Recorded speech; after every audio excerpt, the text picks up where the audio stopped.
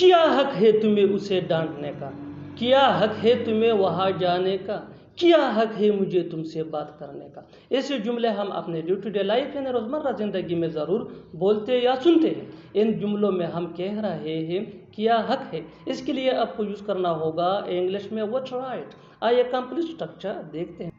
What right plus do या does या did. Do ये आई यू दे या प्लूरल नेम के साथ यूज होता है। डज ये ही शी इट या सिंगुलर नेम के साथ। और डिड ये सिंपल पास्ट टेंस में यूज होता है। Plus subject plus have to plus V one यानी first form of verb plus other words. अच्छी तरह समझने के लिए कुछ मिसालें देखते हैं। क्या हक है तुम्हें उसे डांटने का। What right do you have to scold him. What right do you have to scold him. क्या हक है तुम्हें वहां जाने का। What right do you have to go there. What right do you have to go there. क्या हक है मुझे तुमसे बात करने का। What right do I have to talk to you. What right do I have to talk to you. बिल्कुल हम इस फार्मूले को स्टेप बाय स्टेप फॉलो कर रहे हैं। आप भी इस फार्मूले की मदद से सीख सकते हैं, बना सकते हैं ऐसे बहुत से जुमले अंग्रेजी जुबान में आसानी से। That can be really helpful for you.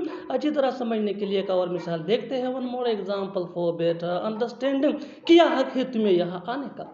क्या हक है तुम्हें यहाँ आने का। What right do you have to come here. What right do you have to come here. और आखिर में ये सेंटेंस आपके लिए कमेंट सेक्शन में इसका जवाब जरूर देना। क्या हक था तुम्हें उसे बुलाने का।